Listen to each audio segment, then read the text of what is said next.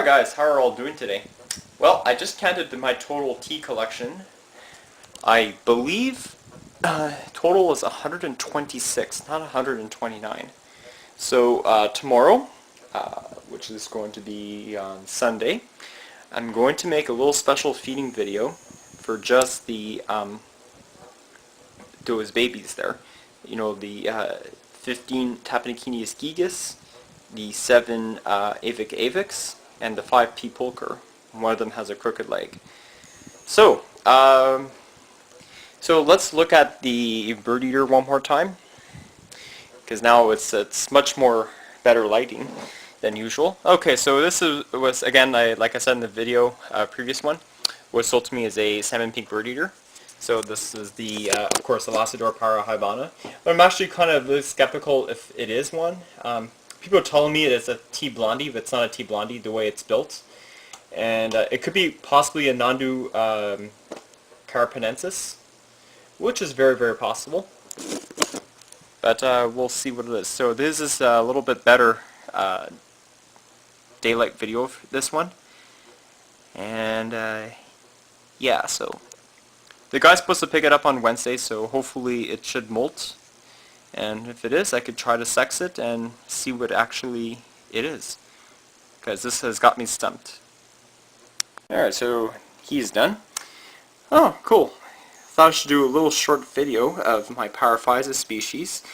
I don't know what kind of Paraphysa it is. It is definitely a female. Drinking water, that's how they drink water. This particular Paraphysa likes a lot more humidity than most. So yeah, that's a little video for drinking. People keep asking me how I keep high humidity for most of the high humidity required species, you know, like T. spiny peeps and H. lividum. So what I usually do is I pour warm water over the part of the substrate. I don't fill all of it.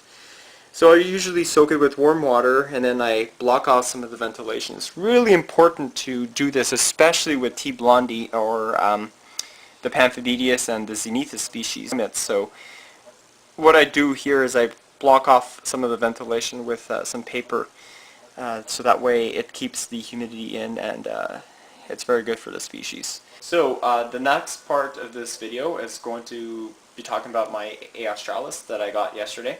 So I want to thank 2 users in particular, and I probably missed a few others. Spider Midget and Cody Jackson 88 for giving me some pointers on how to keep the Androctonus australis, the new scorpion that I got. Okay, so I haven't really transferred it yet. It's still the same as last time.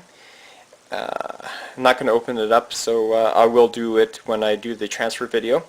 As you can see, it does have a black tip on the leg, on the tail.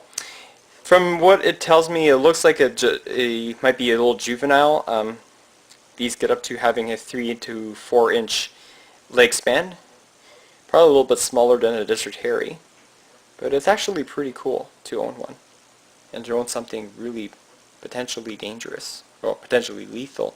Okay, so here is the A. australis cage that I'm preparing. So this is like a 2.5 gallon tank. I got this from a pet store. Kind of expensive, but oh well, no matter. Okay, so substrate here is sand.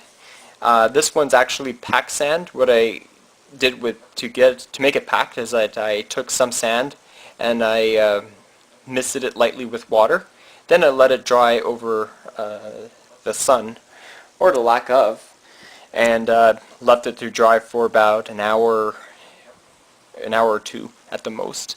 So that way packed sand is actually pretty good. Although it's pretty heavy, it can also sustain a burrow, because from what I gathered from most of the Google care sheets, australis really is an obligate burrower, so he has some sand in there. So I give him a little bit larger enclosure because yes, it is a potentially dangerous scorpion and not to be messed down with, so I really gave it a little bit more space so that way I could do maintenance much more safer. So I have a little water dish, not very big, just for keepsake in case it does get water. I know most of these scorpions get their moisture from the prey that they eat. So it's always very important to get yourself a long pair of tongs, like this 10-inch pair from Exoterra. You can get this for about $10 from any pet store. Okay, so the basic way of maintaining an A. australis without getting stung, let's give an example. Let's say your scorpion is there, and let's say if you have some uneaten prey or some carcasses of crickets, let's say by the water dish. So what I would do is I would take like a cup. So let me find a cup. Yeah, this would work.